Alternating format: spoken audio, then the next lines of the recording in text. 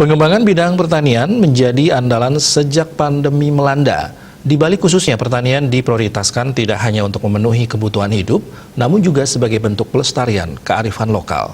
Hal ini penting dilakukan mengingat pengetahuan teks tradisi acuan pertanian di Bali belum mampu disosialisasikan dengan baik.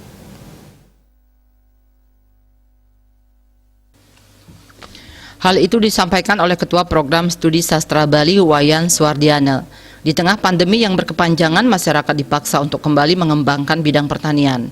Dalam hal ini, masyarakat bisa mengacu kepada teks tradisi yang berisi bagaimana cara melaksanakan dunia pertanian secara holistik. Salah satunya adalah melawan hama dengan tidak menggunakan pestisida, melainkan dengan musuh organik hama tersebut, mengolah tanah dengan ritual, sampai dengan tata cara pengairan.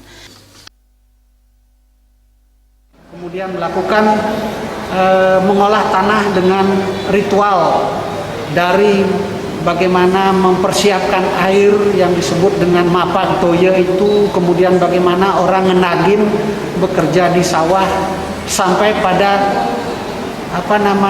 padi itu siap untuk ditanam.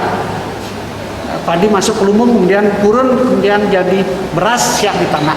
Itu semua adalah laku ritual yang sesungguhnya dilakukan dan penuh perhitungan gitu ya, perhitungan secara kerte masa, pendewasaan gitu ya. Jadi bertani di Bali itu adalah belajar literasi tentang bagaimana menghidupkan potensi-potensi dari Buana Agung dan Buana Alit. Jadi petani Bali itu sesungguhnya adalah petani yang mengeja aksara, di dalam dirinya penuh dengan aksara. Baik di luar dirinya, Buana Agung juga aksara, dilakukan dengan tambahan upakara. Selain sebagai usaha bertahan memenuhi kebutuhan di tengah pandemi, kembali mendalami teks tradisi terkait pertanian juga berfungsi merawat kearifan lokal Bali.